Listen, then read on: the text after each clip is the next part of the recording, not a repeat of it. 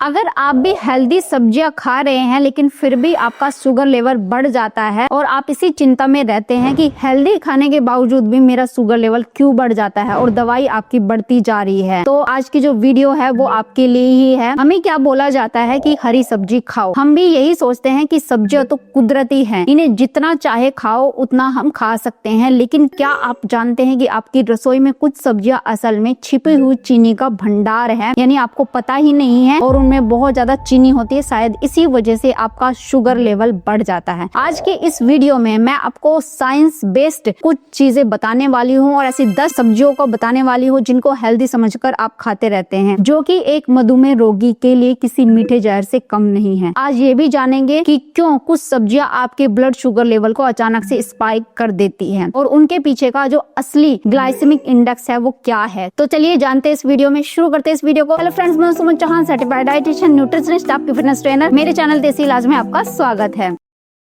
सब्जियों के बारे में बात करने से पहले ये समझना होगा कि कोई भी खाना हमारे शरीर में जाकर आखिर करता क्या है। यहाँ दो सबसे ज्यादा जरूरी है, ग्लाइसेमिक इंडेक्स और ग्लाइसेमिक लोड। ग्लाइसेमिक इंडेक्स यानी GI हमें बताता है कोई खाना कितनी तेजी से शुगर बढ़ाता है, जबकि GL यानी कि ग्लाइसेमिक लोड बताता है कि उस खाने की एक निश्चित मात्रा में असल में कितनी शुगर है। एक मधुमेह रोगी के लिए कोई सब्जी सबसे ज्यादा खतरनाक है जिसका ग्लाइसेमिक इंडेक्स और ग्लाइसेमिक लोड दोनों हाई है। पहली सब्जी है आलू।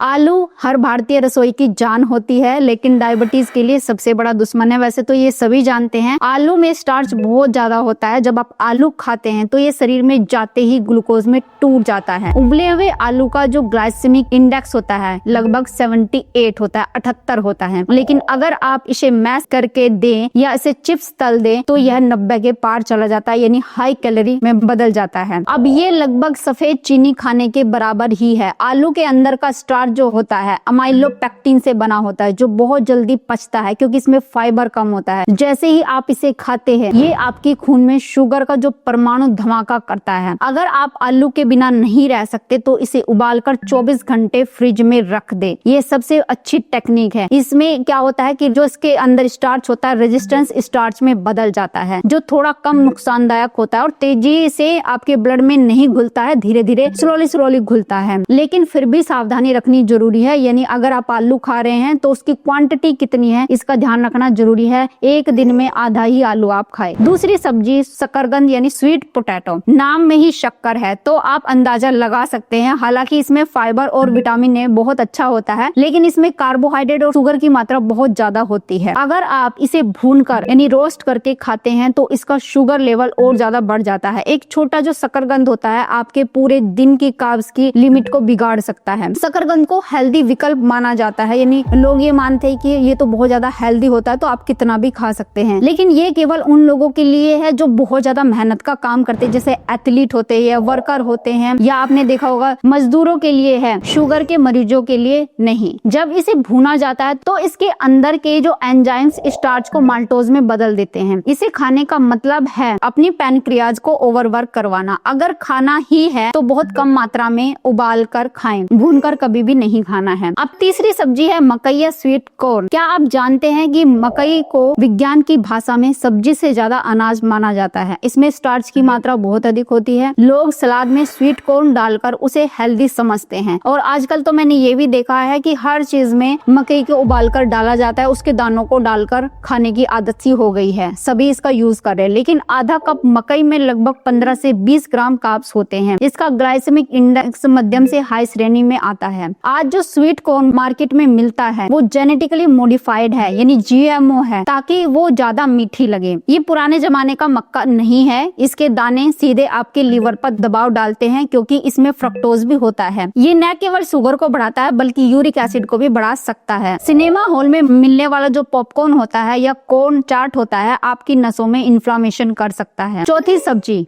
मटर। मटर देखने में हरी और स्वस्थ लगती है, लेकिन ये स्टार्ची वेजिटेबल की श्रेणी में आती है। अगर आप एक कटोरी भर के मटर की सब्जी खाते हैं तो आप अनजाने में बहुत सारा ग्लूकोज ले रहे हैं। मटर को मुख्य सब्जी के रूप में नहीं बल्कि केवल गार्निशिंग के लिए इस्तेमाल आपको करना चाहिए, यानी कम मात्रा में आपको खाना चाहिए। और दूसरी जो पत्तेदार सब्जियां होती हैं उनके साथ आपको ऐड करके खाना चाहिए, या फिर प्रोटीन के साथ आपको ऐड करके खाना चाहिए। मटर में लेक्टिन्स होते हैं जो कभी कभी आपकी आंतों में सूजन पैदा कर देते हैं। जब शुगर के मरीज का पाचन खराब होता है तो इंसुलिन रेजिस्टेंस और ज्यादा बढ़ जाती है। फ्रोजन मटर और भी ज्यादा खतरनाक है क्योंकि उसमें प्रिजर्वेटिव्स और एडिड शुगर भी हो सकती है। हमेशा याद रखें, जो सब्जी स्वाद में जितनी ज्यादा मीठी है वो आपके खून के लिए उतनी ही ज्यादा कड़वी है। पांचवी सब्जी है कद्दू या पंपकिन। कद्दू का ग्लाइसेमिक इंडेक्स बहुत अधिक होता है, लगभग 75 यानी 75 के अराउंड होता है। हालांकि इसका जो ग्लाइसेमिक लोड होता है वो कम होता है क्योंकि इसमें थोड़ा फाइबर होता है। लेकिन मधुमेह के जो रोगी होते हैं अक्सर इस सब्जी में चीनी या गुड़ मिलाकर खाते हैं, खट्टी मीठी बनाकर खाते हैं, जो इसे और भी ज्यादा खतरनाक बना देता है और इसमें शुगर की मात्रा बहुत ज्यादा हाई हो जाती है। अगर आपकी शुगर कंट्रोल में नहीं है तो कद्दू से दूरी बनाना ही बेहतर है, यानी शुगर लेवल आपकी हमेशा हाई रहती है तो कद्दू या तो आप सैलेड की तरह इसको